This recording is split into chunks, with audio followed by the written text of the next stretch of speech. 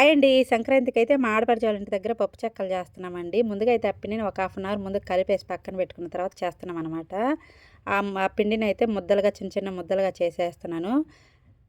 రోటీ మేకర్తో అయితే తను ప్రెస్ చేసేసి ఆయిల్ వేస్తుందనమాట మా ఆడపడుచు. ఇప్పుడు మనం ఆయిల్ కట్ చేసి పోసుకున్న తర్వాత ప్యాకెట్లు ఉంటుంది కదండి, ఆ ప్యాకెట్ వేస్ట్గా పడేయకుండా ఈ విధంగా యూజ్ చేసుకోవచ్చు అనమాట. మేకర్కి అటువైపు ఇటువైపు వచ్చేటట్టు చూసుకొని మధ్యలో ఉండలు పెట్టేసుకొని ప్రెస్ చేసే వేసుకోవచ్చు. చేత్తో కూడా ప్రెస్ చేసుకోవచ్చండి. చేత్తో ప్రెస్ చేస్తే ఏమవుతాయంటే లావుగా వస్తాయి, కాలడము కొంచెం లేట్ అవుతుందన్నమాట. ఈ విధంగా మిషన్తో చేసుకుంటే పల్చగా వస్తాయి, త్వరగా కాలుతాయి అనమాట. మనకి టైం అనేది సేవ్ అవుతుంది, త్వరగా అయిపోతాయి.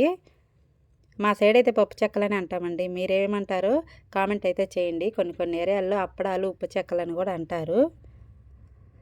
ఇంతలో మా అత్తమ్మ కూడా వచ్చారనమాట. మా అత్తమ్మని తీయడానికి దేవేదానికి అక్కడ కూర్చోబెట్టింది. తను రోటీ మేకర్తో ప్రెస్ చేసి ఆయిల్ వేస్తుందనమాట. నేనైతే వీలైనంత వరకు నూనెకి దూరంగా ఉంటానండి. ఫైనల్లీ అప్పడాలు అయితే కంప్లీట్ అయిపోయాయి, చూశారు కదా. ఇంక నెక్స్ట్ అవి కంప్లీట్ అయిపోయిన తర్వాత ఆఫ్టర్నూన్ నుంచి కారాలు చేద్దామనేసి కూర్చున్నామండి. మా పిల్లలు చూశారు కదా, చేస్తుంటే ఒక పక్క తింటూ ఉన్నారనమాట వాళ్ళు. ఇది కూడా సేమ్ ప్రాసెస్ అండి. పిండి కలిపేసి ఒక హాఫ్ అన్ అవర్ పక్కన పెట్టేసి మురుకులు గొట్టంలో ఇది ఈ విధంగా పెట్టుకొని తిప్పుకోవడమే అండి. పొయ్యి దగ్గర కాబట్టి చాలా జాగ్రత్తగా ఉండాలండి నూనె విషయంలో. మెయిన్ గ్యాస్ దగ్గర అంటే మనం నిలబడి చేసుకుంటామండి. ఈ విధంగా కూర్చొని చేసుకోవడం చాలా ఫ్రీ అనిపిస్తుంది. కానీ పొయ్యి దగ్గర బాగా చాలా అంటే చాలా సెగ వస్తుందన్నమాట. 4 వైపులా మంట వస్తుంది కదండి. అట్లాగా ఈ విధంగా 4 వైపులా మంట వస్తుంది కాబట్టి చేతికి సెగ వస్తుందన్నమాట బాగా ఎక్కువగా. అందుకోసం చాలా అంటే చాలా జాగ్రత్తగా ఉండాలి. ఫైనల్లీ కారాలు కూడా కంప్లీట్ అయిపోయాయండి. ఇంకా నైట్కి అయితే అరిసెలు కూడా చేద్దాము అనేసి అనిందనమాట మా అత్తమ్మ. అందుకోసం నేను బెల్లం అంతా మెత్తగా నలగొట్టేస్తున్నాను. తను పాకం పట్టేస్తుందండి. 4 కేజీల బియ్యానికి 2 కేజీల బెల్లం అనమాట.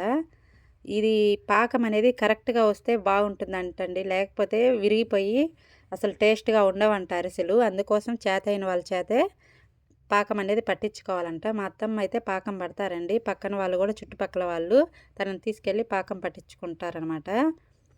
అరిసెలకైతే మెయిన్లీ పాకం వచ్చేంత వరకు ఏం పని ఉండదండి. పాకం వచ్చిన తర్వాత ముగ్గురు నలుగురు కాకపోయినా 2-3 కనీసం అంటే ఉండాలి. ఆయిల్ హీట్ ఎక్కుతుంది కదండి. ప్రెస్ తట్టేదానికి, వేసేదానికి, తీసేదానికైతే ముగ్గురైతే కంపల్సరీ ఉండాలి. చూశారు కదా, మాకైతే మిడ్ నైట్ 12 అయిపోయిందండి అరిసెలు కంప్లీట్ అయ్యి ఇంటికి వెళ్ళేసరికి. అప్పుడు అన్నం తినేసి పడుకున్నాం అనమాట. ఒకరోజే పెట్టేసుకున్నామండి అన్నీ. లడ్డు కూడా అవి కంప్లీట్ అయిపోయాయి. అది మా ఇంటి దగ్గర చేసామండి.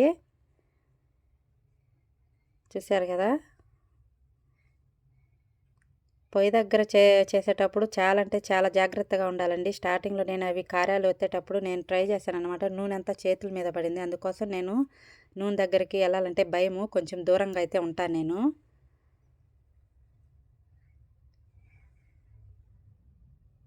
అది నేను అడుగుతున్నాను అనమాట మా అత్తమ్మని, బెల్లం ఎంత వేసుకోవాలి బియ్యానికంటే 4 కేజీల బియ్యానికి 2 కేజీల బెల్లము, 2 కిలోలు బియ్యం వేసుకుంటే 1 కిలో బెల్లం అయితే సరిపోతుందని అయితే చెప్తుందనమాట తను. అదే పాకంలోనే ఉంటుందండి అరిసెలకి. పాకం చెడిపోయిందంటే అరిసె అనేది బాగా రాదంట. అందుకోసం పాకం పట్టుకునేటప్పుడే చాలా జాగ్రత్తగా చూసుకోవాలి అరిసెల విషయంలో అయితే. ఇంక అప్పుడు నైట్కి పిల్లలందరూ నిద్రపోయారండి. పగులైతే ఉన్నారు కానివ్వండి, నైట్ ఎక్కడోళ్ళు అక్కడ పడి నిద్రపోయారు. అప్పటికి లేట్ నైట్ అయిపోయింది కదండి. మా బాబు అక్కడ మంచం మీద పడుకొని నిద్రపోతున్నాడు అనమాట. ఫైనల్లీ అరిసెలు కూడా కంప్లీట్ అయిపోయాయండి.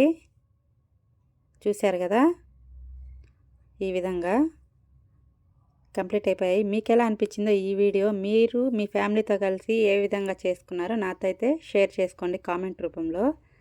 ఫైనల్గా ఈ పొంగల్కి మేము చేసిన పిండి వంటలు ఇవ్వండి.